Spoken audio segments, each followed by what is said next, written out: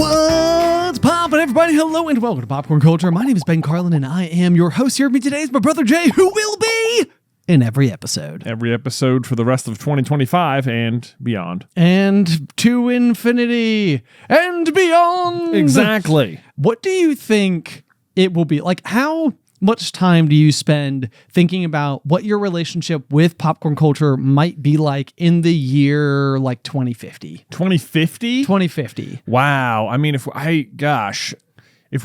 that would be 25 years from now. Would you be, hold on. Yeah. I'd be like over 60. Over 60? That's What? crazy. That is crazy. Yeah. I mean, but it's like the truth of the matter for me, at least, was when Super Carlin Brothers first took off back like in like 2015. Yeah. Really. Because that was the year you got married. You were still working at the Berglund Center. Yeah. It was the year you ultimately ended up going full time, all that type of stuff. But like, truly, honestly, completely in my head, I was 100% sure that this was like, it was like, go, like, I didn't really, I wasn't even quick to like leave my day job because I was like, go and see how long you can ride the wave. Maybe you get a couple of years out of it. Mm-hmm. It'll be an interesting story to tell, your kids one day. Right. Like we used to do this YouTube thing. It was kind of popular, like whatever. And so more than anything though, it was almost like, don't let go of your career because like you're going to need that as soon as this all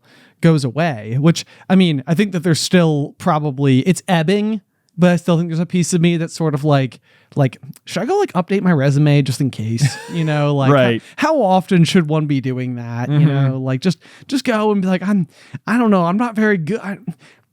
Excel, Google Sheets. I'm okay That's with what you would just put in there. Ben Carlin resume. It's just Excel, Google Sheets, ? That's it. Hire me? Hire me. Am I doing it right? I mean, literally, there's like a piece of me at this point in time that would literally have to be like, I don't know how to describe my skills.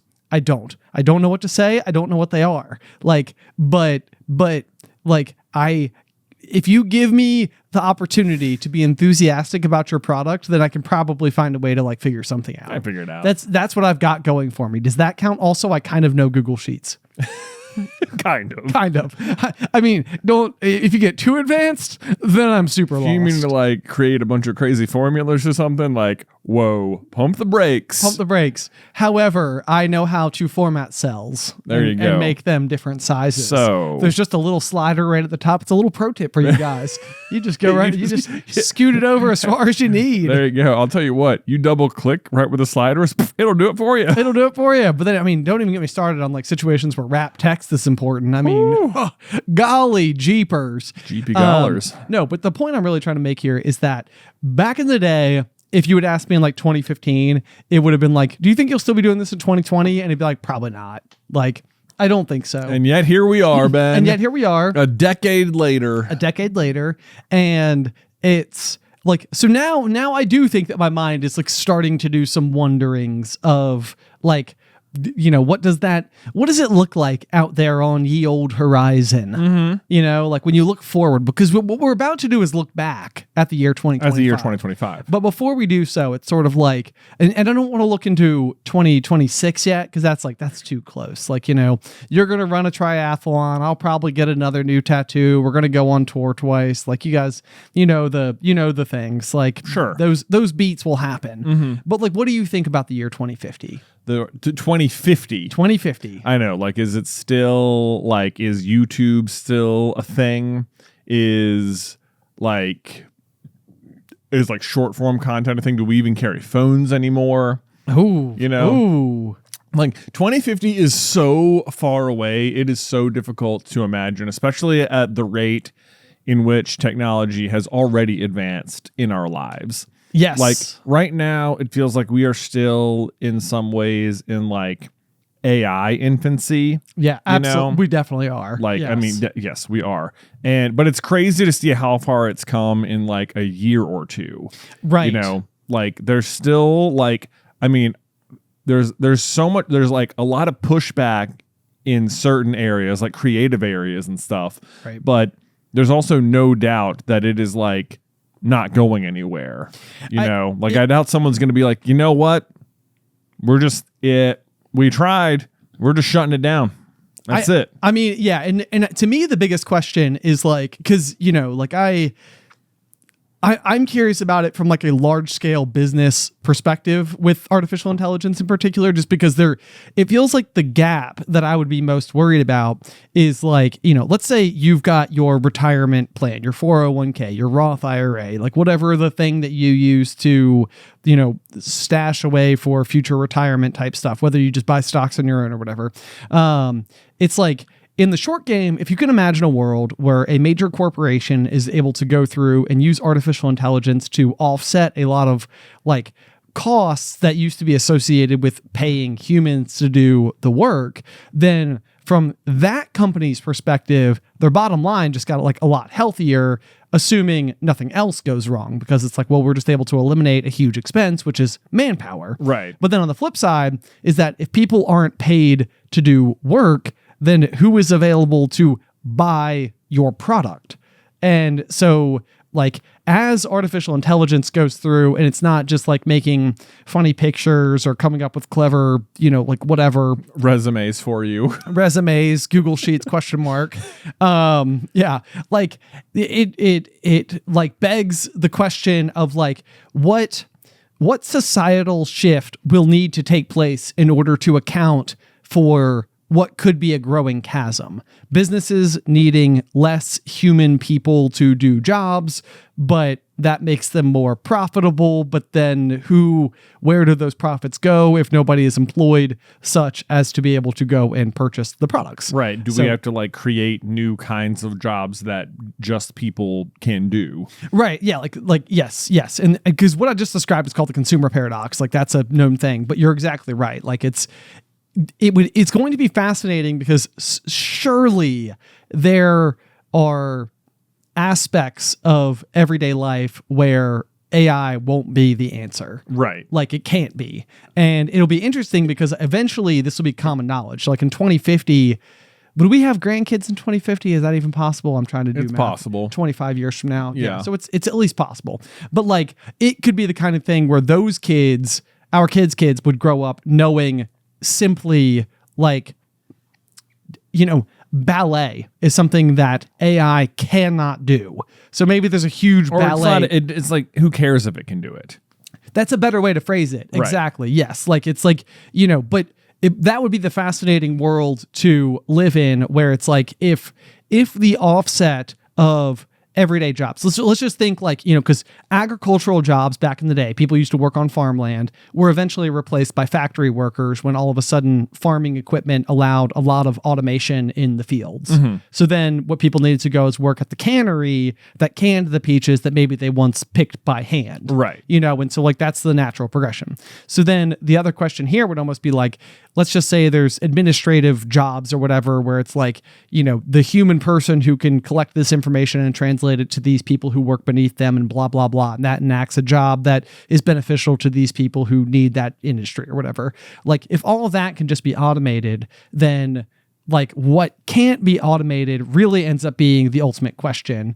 Because if it's something like musical performances, athletics, like whatever, like spectacle, then it could be the case that like even what we imagine today as like the NFL, being this like fun, big soap opera of a season. Mm-hmm. It's like there's a possibility we haven't even seen the outside edge of what professional sports could actually look like, because it's the only thing, like it's like where everything goes. Does that make sense? No. Like, no, it doesn't. Well, make sense. I just don't rephrase it. I don't understand. Okay, sorry. So, like, if we're not doing like administrative duties, and what we discover is that the main thing that humans can do that AI can't do is like almost like performance. I see. Then maybe what that ends up being is, whether it's athletics or arts or whatever, is just everyone puts all of their energy into those things. Okay. I see what you mean. This would be a completely wild take, but imagine like, you get to the point where like the AI or the machines or whatever can just like, they're just taking care of basically everything. Right. So the WALL-E model a little bit. More or less, except like like, is there a situation where you could like, I doubt it could ever happen just because like greed exists, but like live in a world where like the concept of money just sort of goes away. Where it's just sort of like you don't need money to buy things or services because literally everything is just provided for. Right. Yes. Like, so what I forget where it comes from, but it's basically the phrase that money is nothing more than the physical representation of effort. So the right. The basic idea there is that if you are a nuclear physicist and it took you, your normal K through 12 education plus an undergrad degree plus 3 PhDs in order to be who you are, then your effort that you apply towards your nuclear physics job is very expensive because it's not just what you did in the hour that you worked on a job for somebody. It is all of the education that you spent 35 years of your life amassing knowledge so that you're even capable of performing the job inside of that hour. Yeah. That makes it remarkably valuable. On the flip side, you could take any typical any typical job that you could usually be trained to complete within a couple of days, and you can easily see the disparity between those two particular routes. Right. But then if all of a sudden, like nuclear physics is just solved by the machines, then it's like, then there's no one's effort, no one's 35 years of effort that we need to account for. Right. Plus the computer can store what would be a brilliant mind within a field's knowledge, and the machine, while the technology may age, all of the data remains. Do you imagine that at some point machines or the AI will make some sort of like scientific breakthrough that we have not made on our own? Right. Like it will discover something. I think that there is a decent possibility that we will witness this kind of thing happen. What all I can imagine is it'll take like another 10 to 15 years, and then a lot of it will happen quickly, and then a lot of it won't happen for a long time. Mm-hmm. And the thing that I tend to think about artificial intelligence is that it cannot run until the internet has already walked. It's like you need the gross aggregation of data and information that can fuel artificial intelligence. Right. But people have had to spend, hundreds of millions of hours entering information into the internet ecosystem so that the artificial intelligence can use all that information to formulate its thoughts. Right. And that's part of what is ultimately feeding into the machine. But all I can imagine is that no human brain is capable of holding all of the information that everybody has all the time inside of one head that can reach conclusions on its own. Okay. Does that make sense, or do I need to explain that better? That like a human couldn't hold all of the information that a computer could.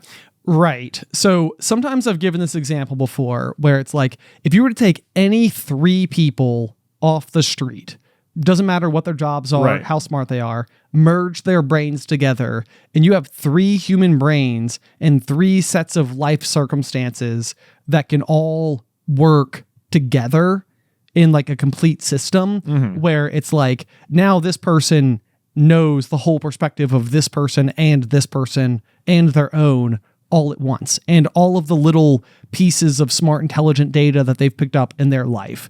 And when you can weave it all together into one single tapestry of knowledge, that person becomes a super genius. But you don't think they could draw conclusions?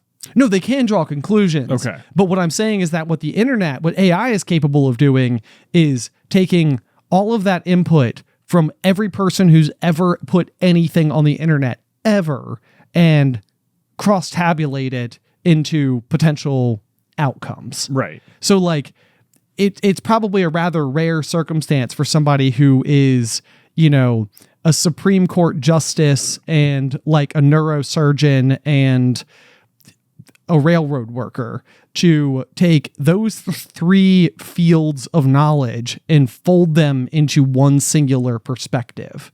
Sure. And think about how much smarter you'd be if you could do that. Well, yeah. But that's what AI could be. I guess what threw me off is when you said something couldn't draw conclusions because they had too much information.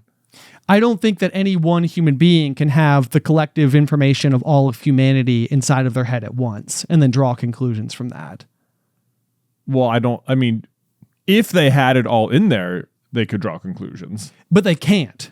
Like, right. Yes. Okay. Right. But there's no way to take all of human knowledge and put it inside of one human being. Right. But we can put it into server farms. Right. I guess. And all of that server farm information is then, available. Right. And as long as the computing power is powerful enough, it can look for trends and similarities and be like, oh, wow, I didn't realize that these sunflower seeds that we were selling in the 1960s were grown in this soil, which had this particular toxin in it. So anybody who lived in this area of Pennsylvania at this point in time and ate these sunflower seeds was impacted by this thing. Sure. But theoretically, there's somebody who did soil samples in that area of Pennsylvania. This person who studied sunflower seeds is a botanist, and this person who had this health condition. And I think that at least you might be able to put that information together, even if no one involved in that situation would be able to see all of it. Right. And it could just be like, it's probably that. It's probably that. Right. Yes. It's this problem right here. Right. Yeah, because we have a police report of an oil tank that spilled in that area that dumped into the sunflower field, and that led to the rest of all of this. Mm-hmm. Right. Okay. All right. I'm with you. Yeah. I'm with you. Yeah. Well, I guess I have no idea what the technology will look like in 2050, I suppose. Right. If people will still be listening to podcasts, will we have moved on to some? That's the thing. It's like when you were growing up, we had radio and we had TV, and it's like people still listen to stuff, people still watch stuff, but it's in vastly different ways. Correct. Yeah. It's like I somehow doubt. It's like I don't think people wanting to be entertained is going anywhere. No. Right. Yes. So it's like, will we still be contributing to that in some way in 25 years? Whether even if it doesn't look like this or not, I don't know. Or will we have, successfely gotten out of the game or something, or whatever by then? Success, like we exit the simulation. Like what? Like we've exited the simulation. No, like we've just managed to retire. Oh, you and I. Yeah. Oh! I thought you meant all of humanity got out of the game. No, I meant you and I. Okay, I went to a Matrix mind. Right. Yeah, I mean, I think that's certainly possible. It's or it's possible this leapfrogs us into some other thing that we just have not discovered yet. Right. Yeah. People have only ever thought of AI. Who knows what's beyond AI? Oh gosh, I know. Right. Yeah, it feels like we're so just on the beginning edge of whatever that will be that it's impossible to think what might be after it. What would be funny is if we're not on the edge. It's just AI developed fast. It burned hot, and then it got as hot as it could. Right. It got to pretty much where we are now, and it's that's pretty much what it can do. We're here. That would also be interesting is that yes, we're all mapping it as if the current trajectory will keep at the current trajectory for a long time to come. Right. But you're right. Wouldn't that be very interesting if they call it the artificial plateau? Right. Is an invisible ceiling where it's AI can't be smarter than this because maybe it's the reverse of what I just said. It can have all the information, but it has no human experiences. Right. And without those human experiences, it can't. Well, it's just it can get all the information, right, that's available to it, and it can get it pretty instantly. Right. Right. But it's now it's got it, and now what? Now what? What if it's just 20? It's AI. It's still pretty much doing what it does. It's AI. We get it. Right. It's a little bit better. It's the difference between the Apple, the iPhone 11 and the iPhone 17. It's kind of a better camera, but pretty much the same thing. Pretty much the same thing. Yeah. It scrolls social media sites just as well. Exactly. Right. We're more adept at using it. We found more creative ways to use it, but it's it does what it does. It does what it does. Yeah. Yeah. Well, I mean, that's where the other version of it is. Okay. So I said, got out of the game or whatever, but then there's the Ready Player One scenario. No, that'd be so depressing. Oh, well, I mean, certainly, like, especially as Ready Player One depicts it, Yeah. where it seems like people have like largely just dissolved into living in trailers and they just go live in the digital frontier all the time. All the time. But as I said, scrolling, and because like that's what many people do as like a like significant form of daily entertainment. I know. You know, so like what's a way to be more immersed in your technology than to physically go enter the space? Enter the space. Right. Do we want to be more immersed? Well, I mean, that also probably depends. I think that's where it's like you could say Ready Player One and look at it as if like the world has gotten so bad that nobody wants to be out in the world. They want to go to the digital frontier. But the alternate option there could be like food is it's like you said before. It's like food, you can have any food you want. If you want your Pizza Hut personal pan pizza, it's like you type it into your little Willy Wonka microwave oven thing and it automatically, you know, right. It just deatomizes it and reatomizes it. Exactly. And it's like, and it was made by machines and robots, and the cheese that's on it is made from, you know, cows that are, you know, ranched by robots. Right. Like, exactly. You know, like it's just, or it's all synthetic, but it's like, we're able to perfectly accurately redepict it. The point I'm trying to make is that like, you know, there are physical limitations of the physical world, and the only way past those is entering a digital frontier. Right. You know, but like assume everything else is just kind of like sunshine and rainbows. So some people are just like, yeah, I'm going to go camp in the woods and chop my wood and camp in the woods. Yeah, look at the northern lights and that type of thing. And somebody else is like, well, I'm going to go plug in and play Death Race with my pals. With my pals. Yeah. I don't know.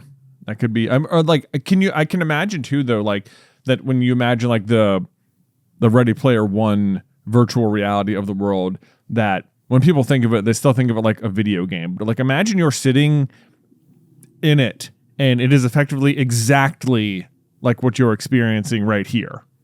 You know, like imagine like what we're sitting in is already VR, you know, like it's that crisp, that realistic, that tactile, you know, and then it's like, because then you get really, really blurry lines about like, well, what's even the difference, you know? I mean, this is exactly inside of the movie The Matrix. There is like a kind of antagonist character named Cypher.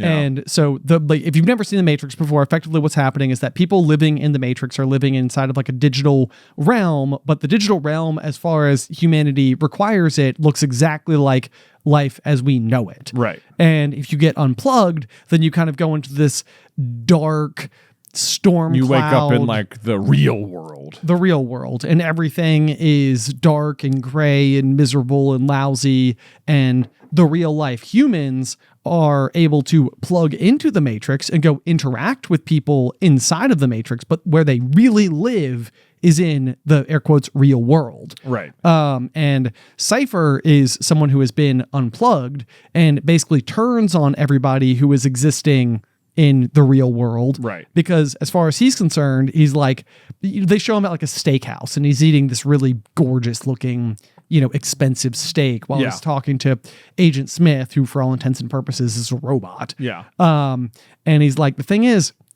my brain doesn't know this isn't real. It's like, I know it's not, but when I put it in my mouth, it tastes good. It smells good. It's delicious. Right. So it's like, I don't care that the Matrix isn't real, because when I go out there, it's pretty bad. And we're eating this like nutritionally congealed slop. Right. You know, like, yeah, it's nothing. It's not food. Right. And so like, you know, what he's saying is like, I'll just take the Matrix, you know, like, who cares? Right. It's like, it's not worth fighting for. This is just better. Right. And obviously he's wrong. He's wrong. He's an antagonist for a reason. But there's like a world where it's like, if you could just optionally enter the Matrix at will, though, as opposed to being enslaved inside of it by the machines, it suddenly seems like more like appealing, you know? I mean, it seems more appealing than being enslaved. Right. Yeah. I would say that goes Yeah. that goes places. Right. I can track that Yeah. logic. But yeah, then there's just sort of like, yeah, what is real life, what isn't real life, and I think like even like with the Oasis, it's like that's Ready Player One. It's like as good as the Oasis is, you can't eat in the Oasis. You Right. can't use the restroom in the Oasis. Like, Right. well, I guess you could, but you like only to the dismay of your physical self. Exactly. Yeah, you still got to get up. Right. So yeah, that's a weird potentialism, but that feels further off. Yeah. I don't think that people would clamor for that as quickly. Yeah. I agree. Well, I guess we'll just have to. The crazy thing is, we'll be here as it all unfolds. We will be here as it all unfolds. We, the millennials, have seen so many changes. That's right. Well, speaking of changes, would you like to do a bit of a year in review? Yeah, sure. Because Yes. we had honestly, while we were preparing to come in and film just now, you and I were having this exchange where we're kind of like scrolling through each of the months in our phones, looking at like high points, low points, whatever, from each month of the year.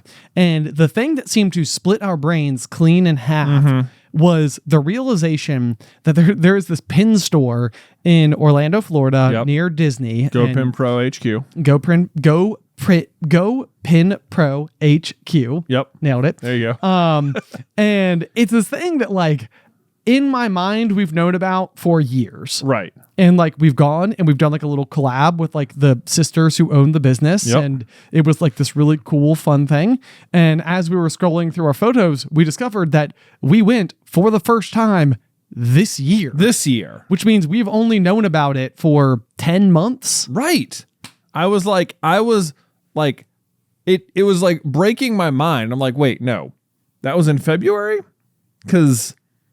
And I'm like, no, wait, because we went back, right? So that, but the first time we went there, we did the collab and we had the team with us, and that's what these pictures are from. But that wasn't this year. Was it this year? How could it be? No, because we went on the Southeast. But that was this year. Right. Yes. And I'm like, but like, why does it feel like I have known about the store and like known Sydney and Julia for like years? I know. Yeah. And it's like, we've met them twice. That's it. That is the entirety of the experience. But yeah, like to hear us talk about the store, like if people were traveling to Disney, we would be like, oh my God, you have to go and check this place out. We love it there. As if like we always go. And it's just wholly incorrect. It's not. Yeah. In fact, the very Disney trip that we went on like with our family this year, which is another one of those things like where we stayed at the Animal Kingdom Lodge. Yeah. Like with the safari view and the giraffes and zebras and stuff outside your window. Also this year. Well, of course that was this year, because that's the trip where someone at Epcot was like, you got to go to Go Pin Pro. That's this like crazy pin store here in Orlando. And I was like, oh, okay. And then we were right back in Orlando like 2 weeks later, and it was like, let's go to the pin store. Right. Yes, because we were back on tour. Yes. But even as I was thinking, I was like, no, but Tyler met us there the one time. And I was like, that was that time. He flew. He literally, we were at the pin store walking around doing the collab. Tyler flew into Orlando, got in his Uber, rolled up at the store where our tour van was parked. He had his luggage with him, threw it in the back of the tour van, and then came inside for the remainder of like the visit. Yeah. It's like, what is happening? So that was this year that we went to the pin store for the first time. Yeah. Which was wild. Broadened our horizons About all things pins, I suppose. Yeah. Because then we went back. We went back later in the year on our third Orlando trip of the year. When we went for Epic Universe. Yes, when we went for Epic Universe. And when did we have time to go? I don't even remember. I'm pretty sure it was the last day. We did not have like park tickets, or maybe we had like an early flight, and it was like, we can go, bring our luggage with us, go visit, and then go from there to the airport and fly home.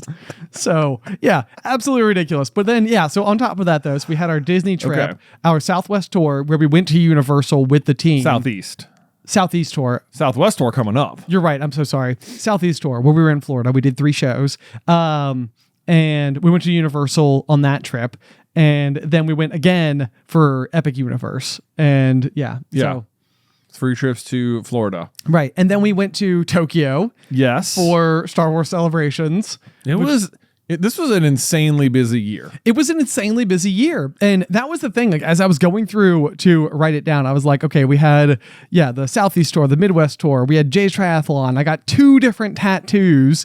We did Star Wars Celebration in Tokyo. You went to Anaheim, California for Pokemon Worlds. We did Epic Universe to see the new park. Yep. I don't know. We went to Disney. You went on a beach trip. I went on a beach trip. I went to the Dominican Republic. We went to Smith Mountain Lake twice. We bought a dock. Like, we went camping. It was just... We went camping. Yeah, like this year, this was like a big thing for me. It was like, I want to go camping this year. And I feel like I went camping a lot. I went 3 times total, but it's probably because those were the only 3 weekends I had left when we weren't doing the rest of this other stuff. Yeah, no kidding. No kidding. Like, I'm just looking at it right now and I'm like, wow, we really hit it hard this year. We did. And yet, this is the thing I think we were maybe talking about in last week's episode. I can't honestly remember when this came up, but it's this sense of like you're going so hard that like if I have like a week, like a single weekend where I'm just like at home doing laundry, cleaning the house, hanging out with Addison, like whatever, I'm like, what am I even doing with my life? Right. Because it's like every other weekend, I feel like we were so jam-packed. Yeah. That then if you're like doing nothing, it's like, what's going on? What's going on? Like something seems off. I know. Are you doing something jam-packed this weekend? What is this weekend?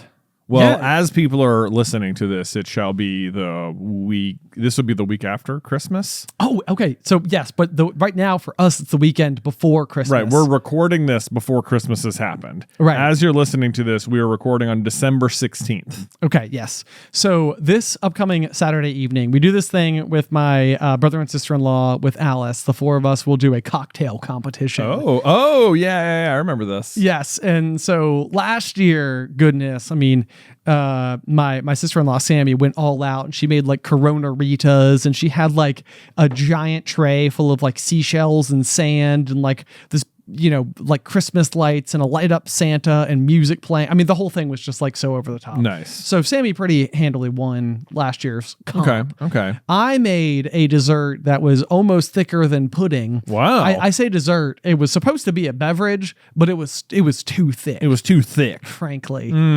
So this year, what I'm trying to do is make a creme brulee cocktail. Okay. So I've got a torch. So the idea is to have this like creme brulee flavor going on in there. I'm going to put the sugar on top, get like a nice, like, caramelized surface. Mm-hmm. And then I'm making like a wreath out of like homemade spun sugar. Yeah. Wow. Wow. That's going to be like my display. So you've already begun, like, have you done like mock versions of it? I was literally running some reps last night. Wow. I was burning sugar and water and all sorts of stuff. Man, It sounds great. I hope so. If it is good, maybe I'll bring it to Christmas Day. Okay. That sounds good. Yeah. Yeah. Well, I'm excited about that. But me too. Yeah. Me too. You're the first person I got to tell about it. Oh. Because it's a giant secret. Me and Alice are like we're like even from Alice? Yeah. So she doesn't know. She doesn't know. What are you doing in there, Ben? Nothing. Stay in that room. Go away. You're not allowed in the kitchen, Alice. Yeah. Exactly. So I've been hard at it, but I would say that last night what I literally made was like the most comically congealed mess of like rock solid glued like my spatula to the bottom of the pan cooking related problems. No. So I have a lot of work to do between and Saturday if I have any hope of getting this thing off the ground. Right. Okay. Well, good luck to you there. Thank you. Here I am like thinking I'm, maybe going to go buy like one of those mason jars filled with like cocktail things that you like let your bourbon soak in for a few days. Oh, that would be your cocktail? Just because we'll be hosting Beth's family for like a Christmas gathering actually on the 27th. Oh. And I was like, last year I had one of these situations and it was like a big hit. And I was like, maybe I'll just do that again. There you go. But now I feel like maybe I should make my own jar, at the very least. Yeah, maybe so. You could go pick up. I mean, honestly, I could send Addison to help you. She loves picking up like acorns and leaves and stuff, sticks. Yeah, that's what I wanted. You could get Jay. People are gonna be like, "What's that? What's that taste in here?" And I'm like, "That's gonna be the acorn and the dirt." Also, you might notice a McDonald's straw. You might. Addison thought that was essential. Yep. So there's a little microplastic. A little good in there. It's unavoidable anyway. So. Precisely. So just soak it in. It'll be a treat. Do you take steps to avoid microplastics in any capacity? It's an interesting question. I don't find myself like terribly exposed to them. Or so you think. Well, fair. I mean, I don't know like the most obvious way that I would. Where do most people consume their microplastics? I don't know, but vitamins, supplements. You get it, like as if you were like like like you were trying to take them. Yeah, that's not what people do. I think like anything that comes in basically a plastic bag at all. Like if you're getting cereal, it's probably got that like all like processed foods and stuff have it. Or if you're microwaving, like we get like corn dogs from like frozen corn dogs for the kids sometimes, and when you get them out of the box, it'll say like just open one end of the package, stick it in the microwave, and microwave for 55 seconds or whatever. Right, but that's like a plastic wrapper. And so if like what I will do is I will take it out of the plastic, because microwaving stuff in plastic is like one of the big offenders. So I will take it out, wrap it in a paper towel instead, and then go. Look at you go. There we go. So you're welcome, kids. Yeah, I know, yeah. Okay. You get to the year 2050 will be what it is because of my paper towel wrapped corn dogs. Exactly. Because hot dogs. It's too late for me, sons. Hot dogs are notoriously not known for their. I know, yes. On the flip side, you're also eating corn dogs, so win some, lose some. You win some, you lose some. But at least you're eating corn dogs with less microplastics, right? Less than there could have been. Yeah. So stuff like that. I guess, I don't know, like if you have like a plastic water bottle versus like a glass water bottle or a metal water bottle, I don't know, that might make a difference. It's a good point. I mean, stuff like that. Like at the office, I only drink out of one container. It's my like Soda Stream bottle, which I guess is made of plastic. There you go. I don't know if I'm just like, how big of an offender that is, or maybe they made it out of good plastic and it's not a problem. Yeah. I don't know. Now I'm afraid to know.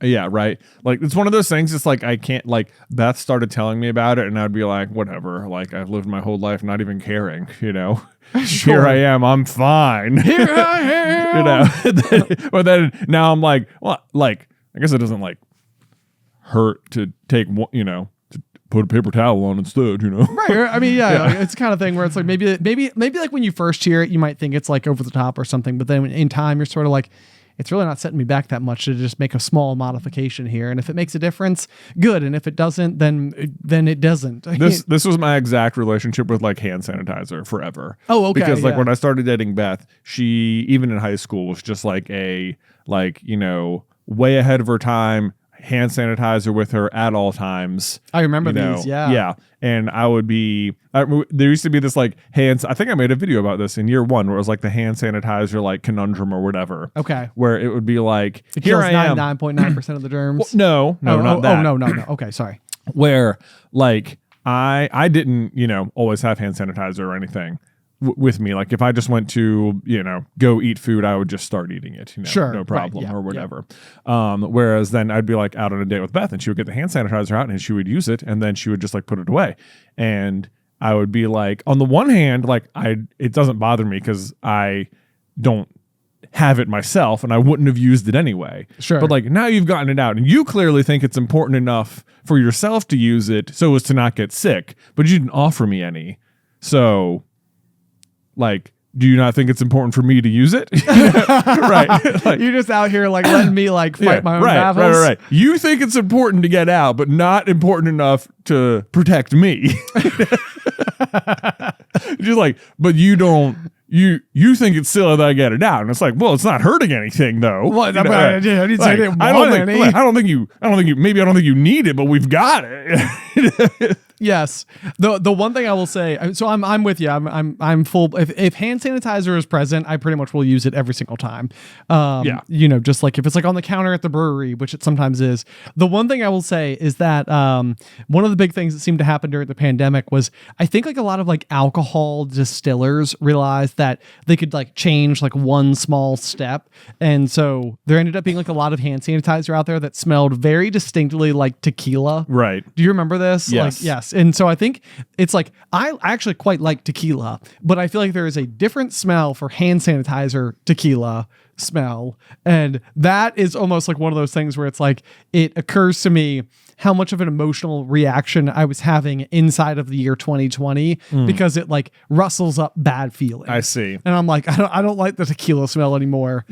Even though I like tequila, like anybody who knows me knows that I like tequila. The best hand sanitizer smell is just standard hand sanitizer that smells like vaguely of cantaloupe, I think. Oh, vaguely of cantaloupe. Vaguely of cantaloupe. I don't even know that I would like be able to place my vague cantaloupe. You know the smell. I do know because the it's smell. the most. It's like just basic Germ X plain. It smells like cantaloupe. It's cantaloupe, right? Like for real. Yes. Like, okay. Like this is a thing. This is not like a Jayism. Like I don't think like they're not. I don't think they say it smells like cantaloupe. But it on does. it, and they're not like trying to, but that is what it smells like. Oh, Right. And once you know, now you know. Now I know. Now, I agree with you, though. During COVID, there were any array of hand sanitizers where people would, like, if you got the, I don't know if this is true at your place, but I remember we went to Home Depot one time, and they just had like a giant, like gallon-sized thing, like at the exit. Right. You know, and you're like, oh, yeah, sure, of course. I'll get some. Absolutely. And I remember being like, that was a huge mistake.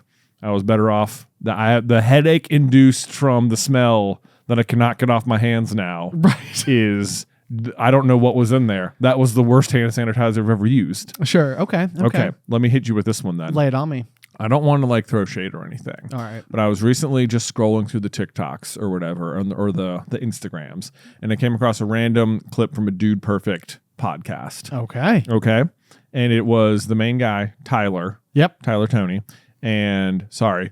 I don't even have to apologize because he had no shame about this. He was saying how he hasn't bought soap in he can't remember how long. Like, and they were like, wait, why don't you buy it? And he's like, because he is like he believes it is like a complete scam that like you don't need soap to wash yourself. Like he believes that Big Soap is like has created a ploy where we are all buying this like mild sudsy lubricant material that is designed specifically for nothing. Exactly. Okay. Exactly. They have like gotten you to buy in on you need this to get clean when all you need is water is basically his take on it. Okay. His take on it. That feels like a, I mean, like that feels like a reach. It does. I'm like sitting here doing it and I'm like, that's absolutely crazy. And yet then you have him sitting there and he's like, clearly he's been doing this for years. Right. And you're starting to wonder, you're like, well, but he actually does do it, you know? What if he's just trolling everybody? I know. That's what I'm like. I don't know if that, I didn't see the whole podcast or anything. And I'm like, is this a joke? Is this like rage bait? You know? Right, yeah, like, it's kind of exactly, what it feels like. I'm like, there's no way. And then they're like, what about after you use the bathroom? Like, do you wash your hands? He's like, I don't wash my hands after the bathroom. Oh, just like, my God. Are you kidding?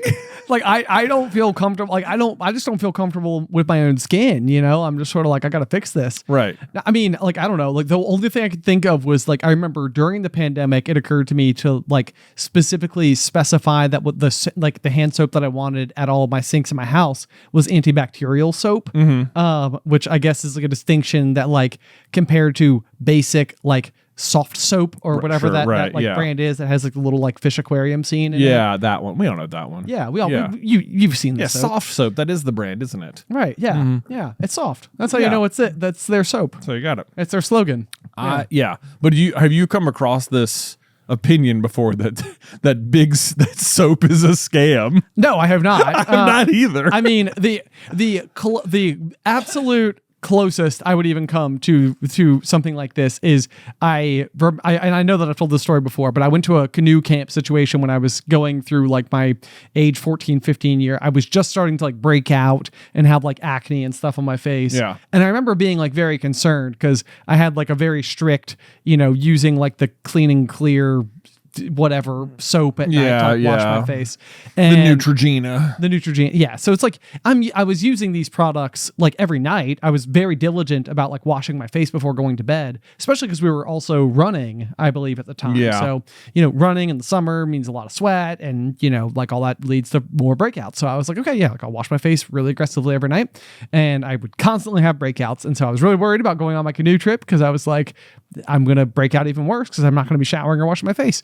And then I came home and I had like a perfectly clear face. Right. And I was like, right. I was like, well, that was weird. That's weird. Right. So like on some level, part of me thinks that like are we washing off like too much like of the good oils, like natural oils on our face or whatever that we're supposed to have? I don't know. I mean, like I still wash my face. I still use full everything. I mean, I don't have like a face cleaner. Okay. At all. Okay. Yeah. Like, so like you just use like nothing or like soap or I guess I don't really wash my face. Okay. if I'm being like, as I think about it, I'm like, of course I clean my face. But like I'm in the shower and like I shampoo my hair every day and then I like wash my body every day. But I guess I don't ever like scrub my face with like the washcloth or anything. Okay. Yeah.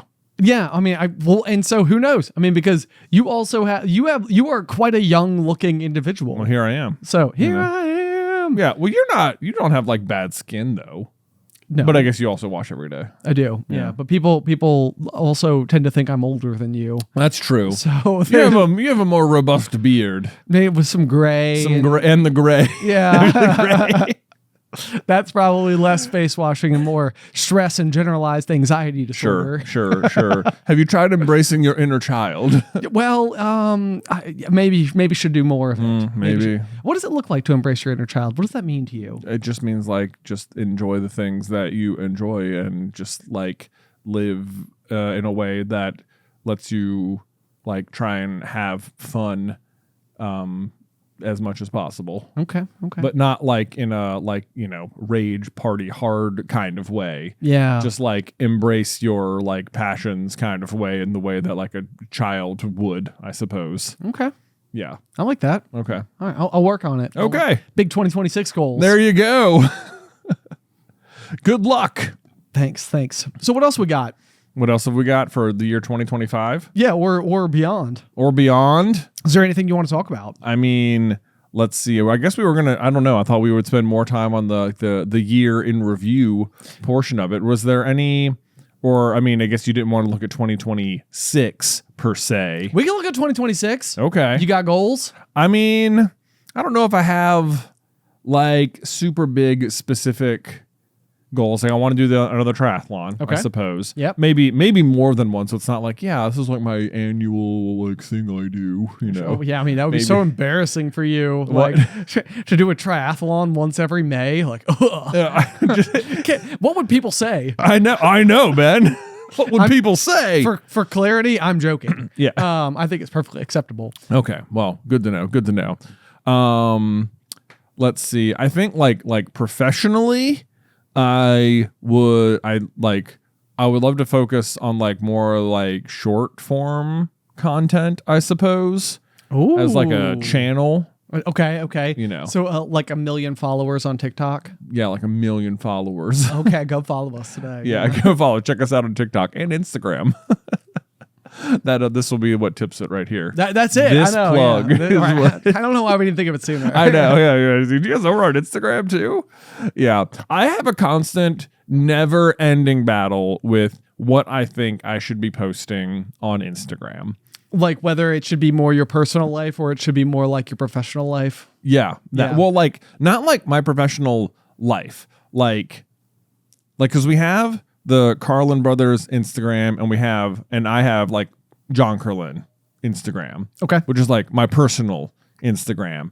And I am constantly like, what do I put on the John Carlin one? Like, is it more like, should I should I post more just like, this is my regular, like just pretend I don't have a job at all, you know? Right. Or to pretend I'm not like an influencer, just post the way anyone else would post. Like, this is what I did this weekend with my family. This is just my personal one. Yeah. Or is it more like,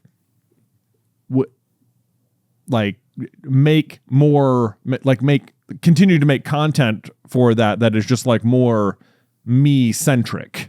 So like if you were to go back to like the thing that makes me think of is like even your handle is John Carlin, which was the name of your original YouTube channel that you made before we started Super Carlin Brothers. And like back then you would kind of make these like funny sort of skit-based videos that oftentimes involved like different alter egos, like Dr. Joseph Nathan, and you know, like you would be on screen in like multiple different ways, wearing different costumes and that type of thing. Right. Or like your first ever video was talking about like a faulty digital thermometer. Yeah. Like, so would you just make like comedic, everyday humor type things? Or just like, you know, posting like even like some of the shorts we make for like YouTube or whatever. Yeah. You know, that are just that like, that I'm the one hosting for whatever. Okay. You know, like we'll put that on Carlin Brothers and then you can, you know, tag a collaborator for it. Like you can tag someone or you can invite them to collaborate. And if you invite them to collaborate, what it means is it will appear on both feeds. Okay. Right? Yep. So it's like, that's me. This is the thing that, you know, we made. And I can put it on my Instagram and it doesn't look that weird because it's just me posting video of me. Right. Right? Yep. But then is that like incongruous with just like the regular daily life kind of postings that I might otherwise also post?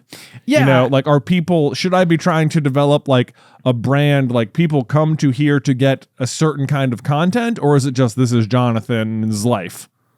Right. You know what I mean? Yes. Like, I think almost what you're kind of like putting your finger on is like the fun, like when you're trying to like make something like content creating a way of life, you go through probably what you will remember as a stressful period of time, which is the spaghetti at the wall portion of it, because you're trying something new all the time. Like you don't know what works consistently yet. So you're just throwing stuff at the wall, hoping something sticks. And then if something does, you found it. Right. And in like a lot of ways, I would say like years 1 and 2 of Super Carlin Brothers was this, especially for you, like where you would go down and you would come up with like an interesting concept, or like, you know, somewhere eventually you would go on to make like the Pixar theory. Like we didn't really make fandom centric content. Right. But you did eventually, like that was, you know, hey, today I need to make a video. This is something that's on my mind. Boom. Pixar theory, you know, changed our lives. Right. But like, I almost wonder if on like this side of the hill, there's almost that part of you that's like, well, I kind of just want to go back to throwing stuff at the wall phase. Well, it's not even that. It's just like, I have never known what the answer to this question is. Right. Because like even when we like started, at one point it felt like straightforward.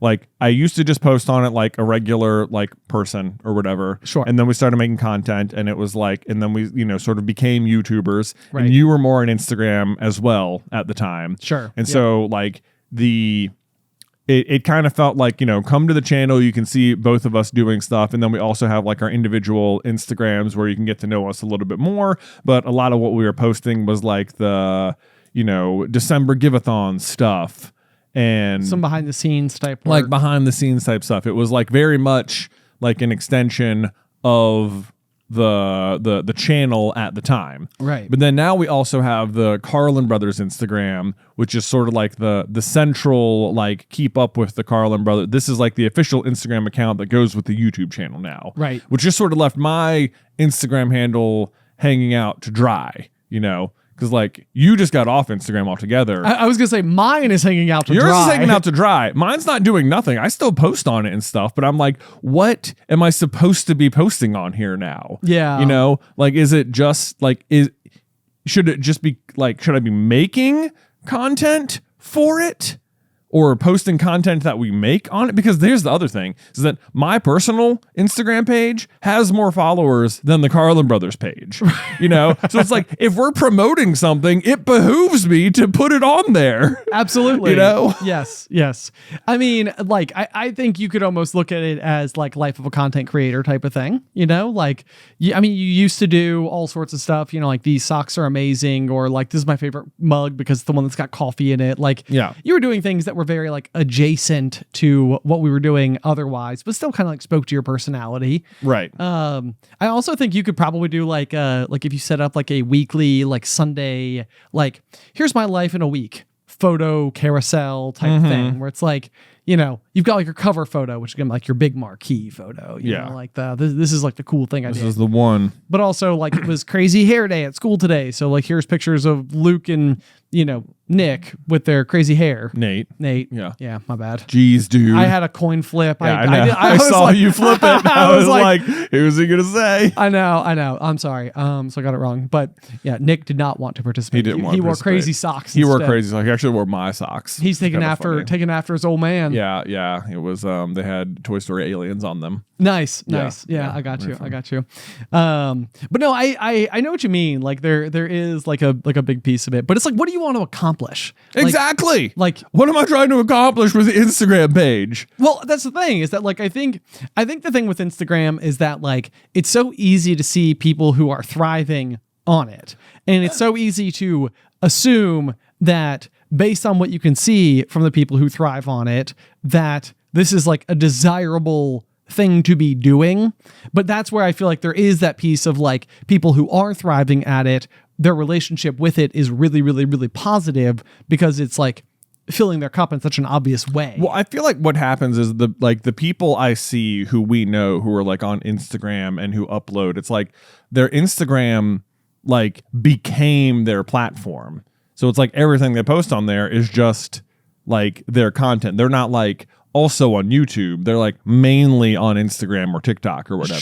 Sure. You know, like this is their channel. So of course that's where everything goes. Right. And it's like you wouldn't see them posting personal stuff on there per se, like maybe in their stories, but like on the grid, you know, like that's all content all the time. Sure. Yeah. Right. I got you. Whereas we have a place that is for the content. And then we also have mine, which is bigger. So it's like if we post it on there and we invite me to collaborate, more people see, right? Which seems good. Yeah. Seems good for both involved. But then it's like, then is it weird if you follow me because you watched that video and then it's like, here's me and my family, you know? I don't know. Or does it matter? Does it matter? It feels like it's mixed messaging at the people on the receiving end. I understand where you're coming from. Yeah. I genuinely do. Like I can see where it's like because people talk all the time when it comes to like creating like content, you know, like right. the capital C content. And you have what's called a value proposition. It's basically like, I know a lot of things about this thing, or I'm a really good presenter, or I'm a really good editor, or I can do fun, creative, you know, physical acts, or, you know, I'm good with crafting, like whatever. So everybody has something that they end up being good at. And the idea is that they're going to follow you because that value proposition is so apparent. Right. But then all of a sudden, if somebody's like, it's almost like the year 2 problem after the Pixar theory, where it was like we were posting videos that was not fandom content and nobody wanted to watch it. It's exactly what it is. It's year 2 Super Carlin Brothers, except it's been years 2 through present 14 of Jonathan's Instagram. Just having an identity crisis the whole time. I know. It's so funny. I mean, I can only imagine what it's like for people who like are listening right now. They're being like, you guys are so weird that you don't have a better idea of what you want to do. I know. One of you's not on it and the other one has a identity you guys crisis. are the worst YouTubers ever. Yeah. Right. Doing our best.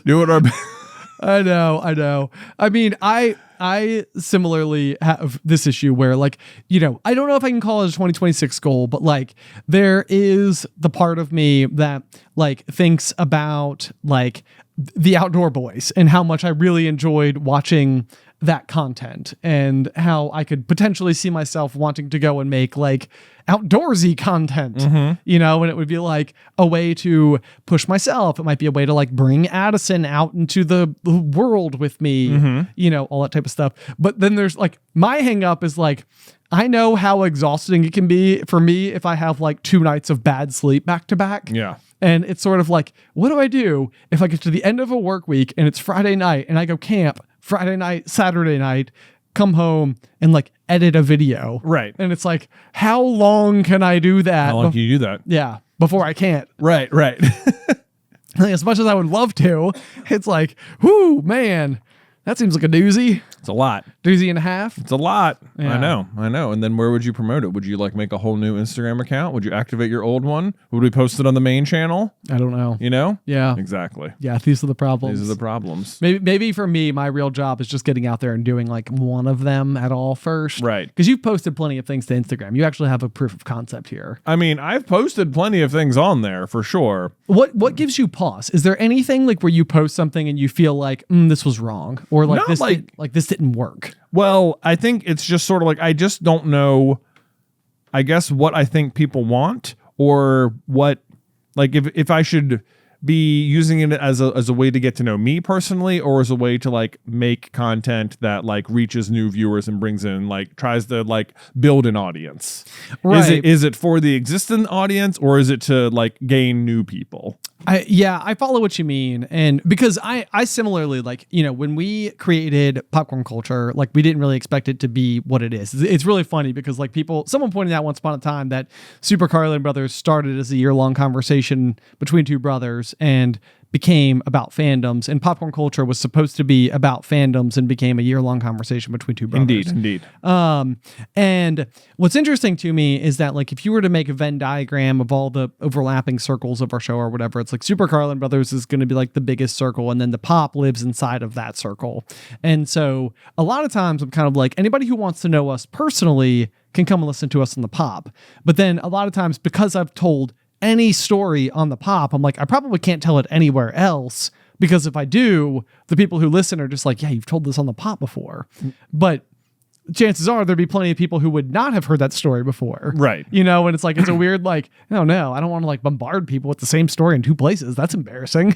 You know, but like maybe it's not. Right. I don't think it is. Yeah. Are we just overthinking it all? Probably. We're probably just overthinking everything. Overthinking everything. As usual. Is there any specific, like, if you were going to make something that like wasn't anything to do with what we do in like the day-to-day stuff, like fandoms or family, like, and you were just going to post like I'm going to do something, like, would you ever to like do fitness, or like, I'm going to try to learn a new thing, or here's a craft I was working on, let me show it to you? Like, yeah, I guess so. Yeah. I guess I could do that. That could be a thing. Yes. That could be a thing. Mm-hmm. Yeah. Yep. That could be an interesting one. Yep. Yeah. Like a little offshoot there. A little offshoot. Yeah. And then there's always the low stakes nature of like stories, you know. True. You can also like anything you're doing could just be like, hey, this is a story. This is what was part of my life today. Right. And then like the grid is like the beef. The big beefy stuff. Yeah, exactly. Yeah. I don't know. I'll keep tinkering on it. Okay. I don't even feel like if I know, like, I feel like this is like what I want to figure out. Here's some goals. Here's some more professional goals.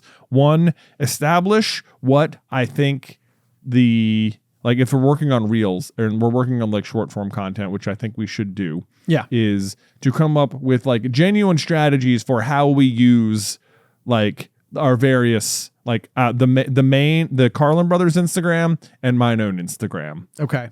There we go. So we need to like find some arms here. Yeah. And figure out what each of the appendages is meant to do. Right. Yeah. That. We're basically having a meeting about how to social media. Yeah, I know. You know, in 2026, just on at the right here at the tail end of the year. Right. Just recording. This is how it happens. No, I know. I mean, I think 2026, if I were to make a prediction, will involve some kind of new content will emerge from the SCB umbrella. Okay. That would be my prediction. Okay. I think that there will be a new thing that we haven't done before that will start to become like a regular function of like our day-to-day everything. I would agree with you with that. I don't know what that is yet, but right. I agree with you. Yeah. Besides gaming. I would say besides gaming, because that's already sort of like that's more like we're bringing it back. Right. But I would say like more like if we were to start like a new segment like that is like Super Carlin J, but not in the chair on the Super Carlin set, you know, like, but like what does that look like? Mm-hmm. There's that, or maybe we've got Outdoor Ben, you know, and it's sort of like, whoa, look at this, something that has nothing to do with anything at all that we do. Yeah, maybe.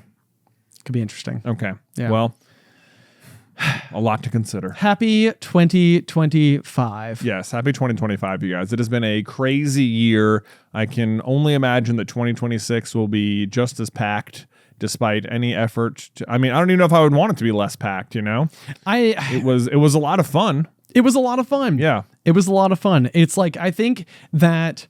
Like this is like a weird little very brief aside, but like when I was first coming out of college and I was working for this like guy in the aquarium world, the thing that Dad and I very quickly observed, because we were both doing work with him, is that like his life was basically like living his marketing plan. So he like bought this giant fishing vessel, but like every single time he went out, he would bring like a new potential client or a brand that he was collaborating with, or make an educational video or like whatever. So it was like every weekend he would go fishing, but every time he would go fishing, he would be doing work. And therefore it was all part of like his marketing budget.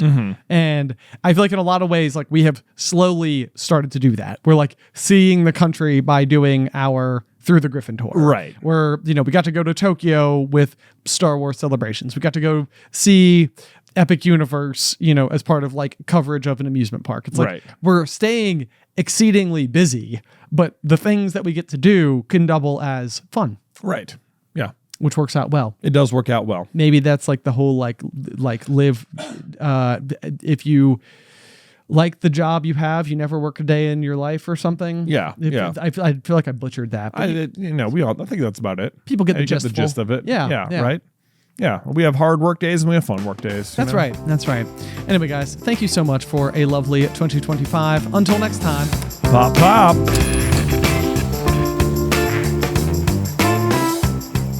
Today's episode was edited by Isybelle Christley. Vaishon Brandon does our art. Catherine Stein is our production manager, and the show is hosted by me and Jonathan Carlin.